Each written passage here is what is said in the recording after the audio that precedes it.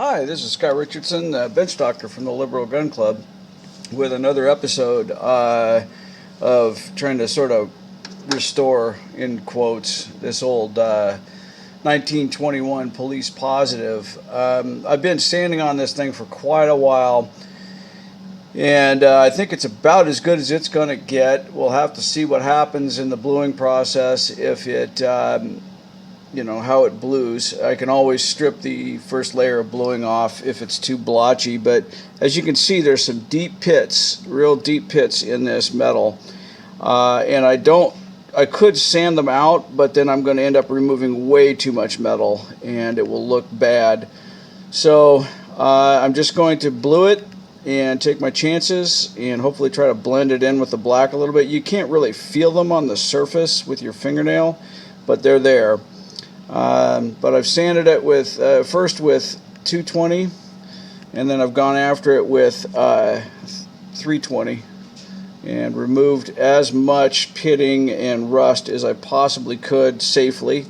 And the hard part was saving this prancing horse logo. I got it to show up a little bit, but it's still, this gun is always going to have these surface pits. I just don't want to remove as much metal as it would take to make it completely flat, and then this gun's never going to be worth a lot anyway, so I'm really just trying to get it back in service and back to being useful and kind of a range toy. But this is the crane. I can read the serial number now. Before, it was so rusty I couldn't read it.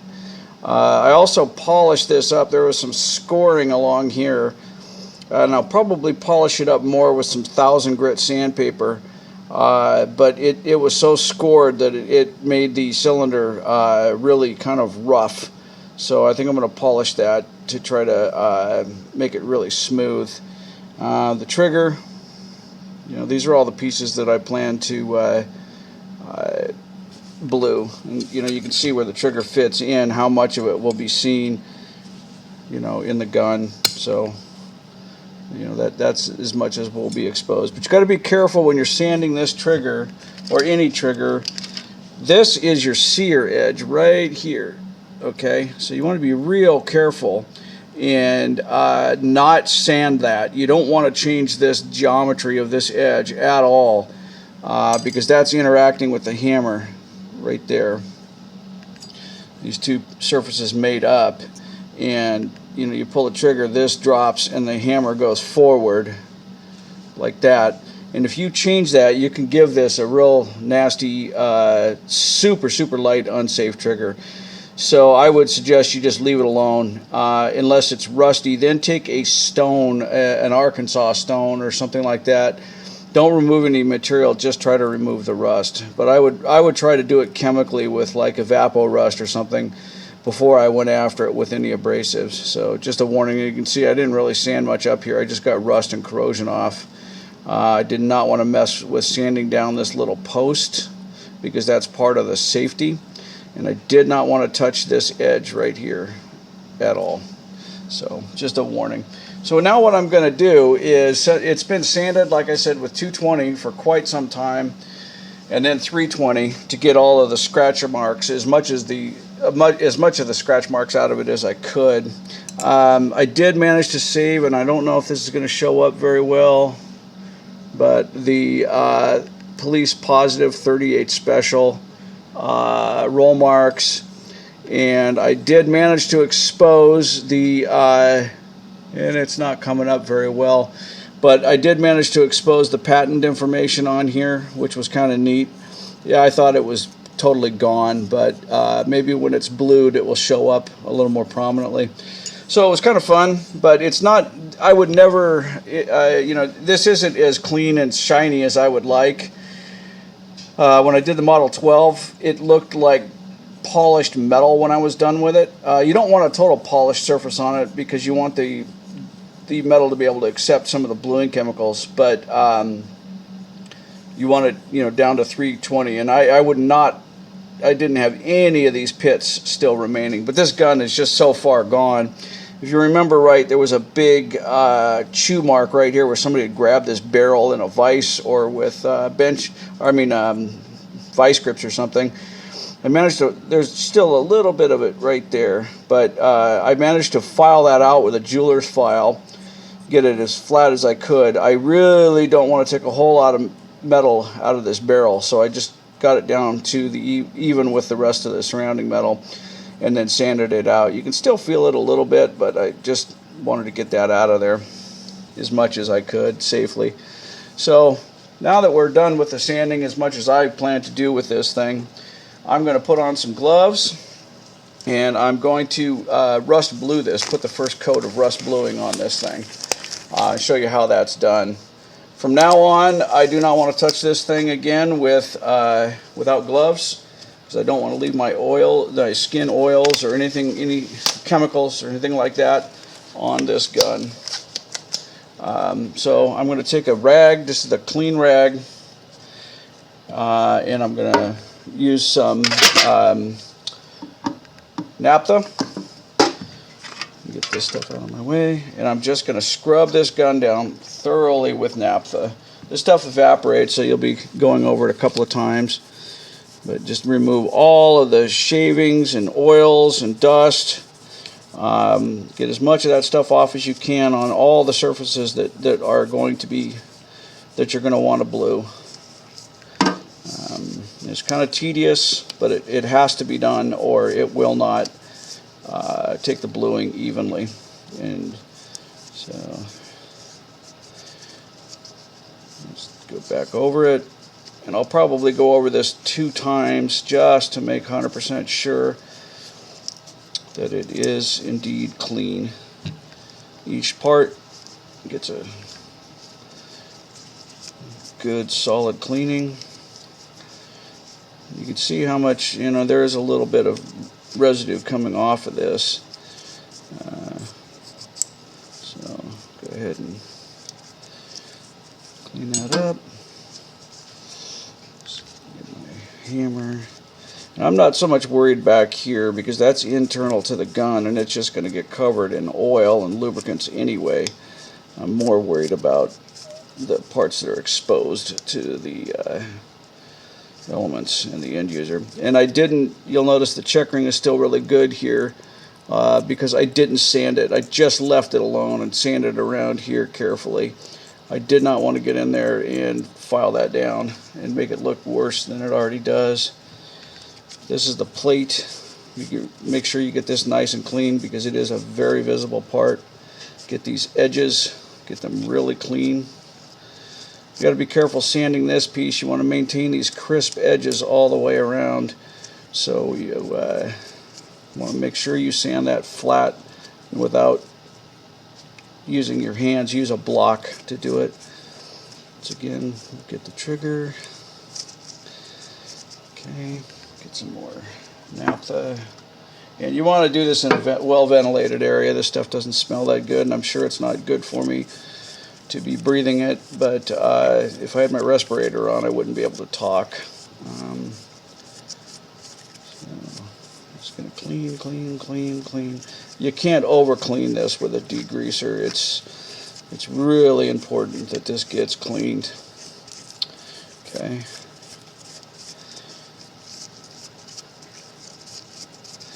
Just one more quick wipe down.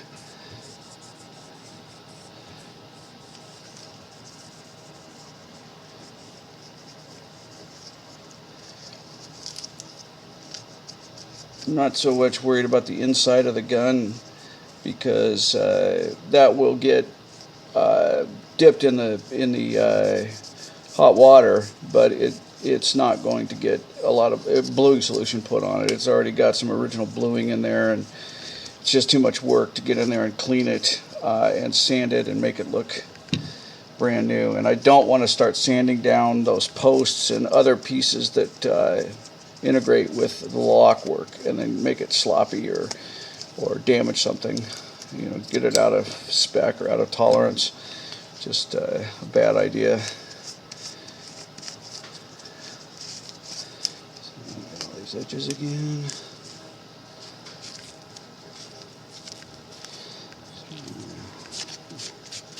every surface as clean as I can get it. No finger grease, no oils.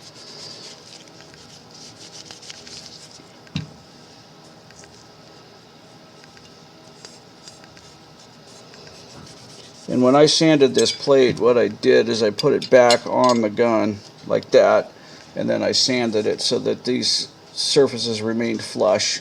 You know, I could sand it all as one unit instead of individually. You know, I'm sure it's probably self-explanatory. The plate off. Okay. So you do this a couple, 3 times. You're not going to over clean it. You're not going to do any harm by doing this too much. You can by sanding too much, but certainly not by cleaning too much. Alright, so there are all our pieces. Now we're going to start the rust blowing process. And I built this janky little jig. If you can see, it's just a... let me see if I can get it up on the camera in a better shot here.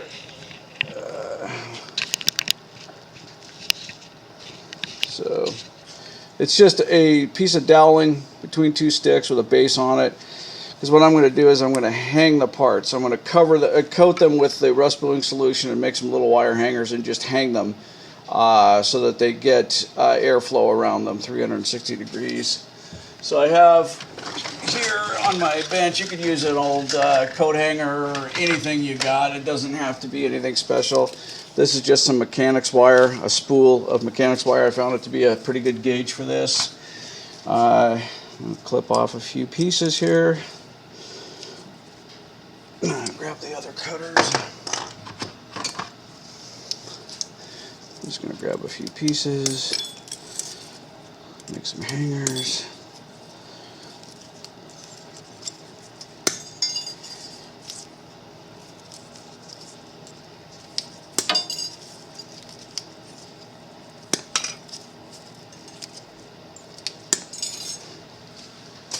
So this has all just been drilled and doweled together. There's a dowel in the block and a dowel in the leg here, right in here, just to hold it together. Because I'm not a woodworker, as evidenced by this catastrophe, but I drilled and put a dowel in there, so because otherwise putting a big screw in there would just split everything.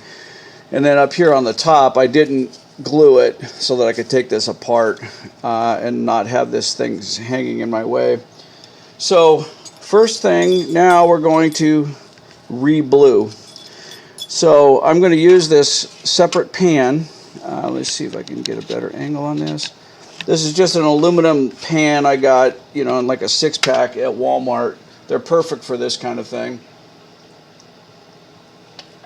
You do not want to use your bluing right out of the jar. You don't want to dip your brush or whatever in the jar. You want to pour it into a different container so you don't contaminate the fluid.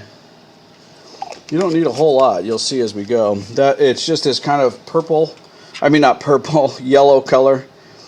And then I use these to apply it. They work really well. It's a cotton dauber. I got it at a woodworking store.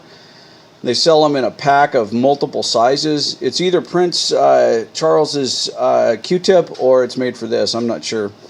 But they have them in many, many sizes. And this puts the solution on in a nice uniform manner. And you don't want to, when you apply this stuff, you don't want to rub it. You just want to put it on in one smooth motion. So I'll show you on this cylinder. We'll start with this. So I'm just going to dip this in there. Wring it out just a little bit, and then I'm just going to do a sweep like that. Okay, and it smells kind of sulfurish, and you may not be able to see the coverage, but I want to make sure that it's nice and wet. And if you miss any spots, don't worry, you'll get them on the next pass, but you don't want to come back and re-rub it. It will just take the finish right off. And I don't know if it's evidenced on this camera, but you can see it change the color of the metal as soon as it's applied. It's already turned it a little bit of a darker gray color. So just put it on there. I don't know if that shows up, but it's already transformed the metal a little bit. So these pieces are difficult because you can't help but touch them. Alright, so now once this is done, I'm going to put a wire through it, through the cylinder like so, and kind of hang it on my, let me get this off, like so. So yeah, that looks like, so just have it hanging there like that with the rust bluing solution on it. Okay, and what this will do is, here in Oregon our air has quite a bit of moisture in it, so this will blue evenly, nicely overnight. I don't have to create a bluing box, which is usually just a large cardboard box with a heater in it and some water, and which will create a really, really moist environment. You know, in some places where the air is really arid, that needs to be done. But here in Oregon, we don't need it. We have plenty of moisture. So I'm gonna go ahead and probably do this way. Make a little hook. Like so, hook it this way. And just make a hook like that. So it's just hooked on there. I don't know if you can see it, but it's already changing color. I'm going to do this trigger. Okay. Just apply that. Make sure you get all the surfaces. It's like painting. Sometimes it's really difficult to remember to get all of the surfaces, but just get them all nice and covered. Once again, I think we'll just make a hook through one of these pinholes. Make a hook up here and hang it like so. Okay, now we'll do the hammer.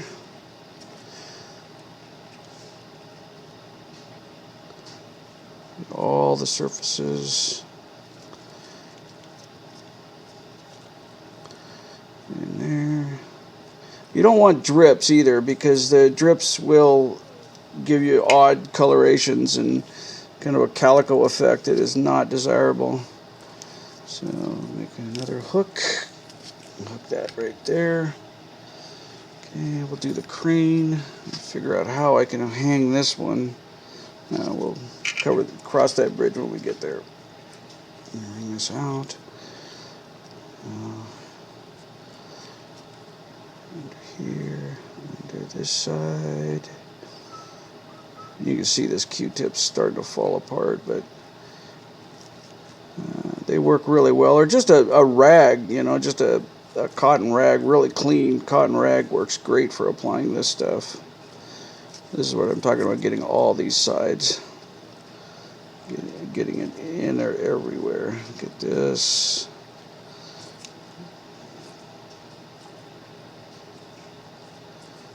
All that stuff. Okay. And I'm going to make a hook, and I'm going to hook it right up under there, like so. Hopefully this stays, like so.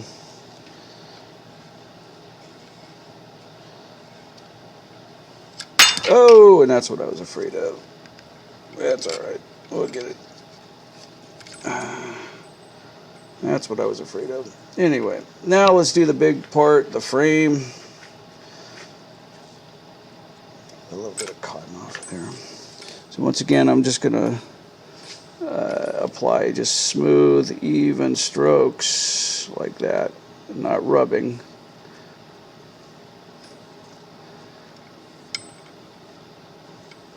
You can, I don't know if you can see it, but it is changing colors instantly.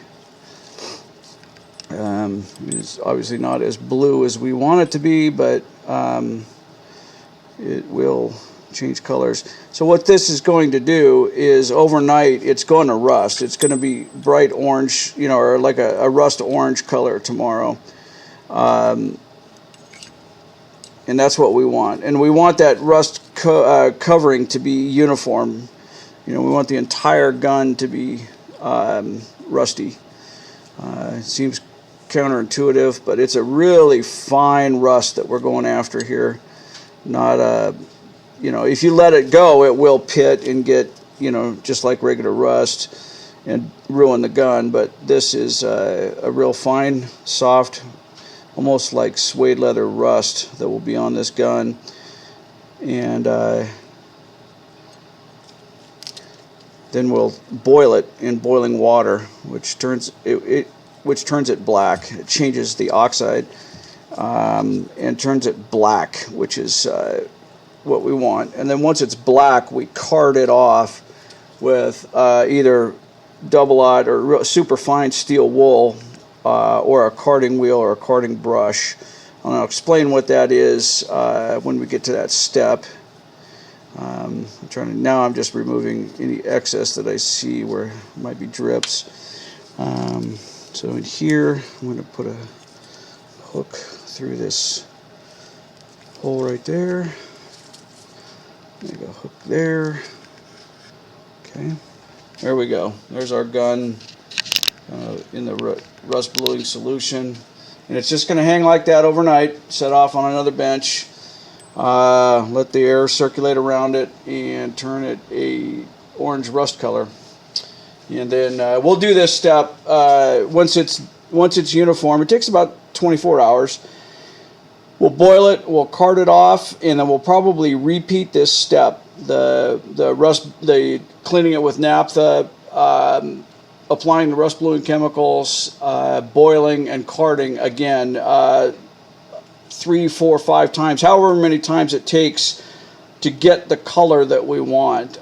It will go from a gunmetal gray like this to a deep, almost black color. If we do it enough times, if we're patient enough. And then from there, you soak all of it in oil overnight. After you card it, and you're satisfied with the color that you've got, you soak it in some sort of oil. A non-detergent motor oil works pretty well. I just use mineral oil because it's non-toxic, and it just seems to work pretty well.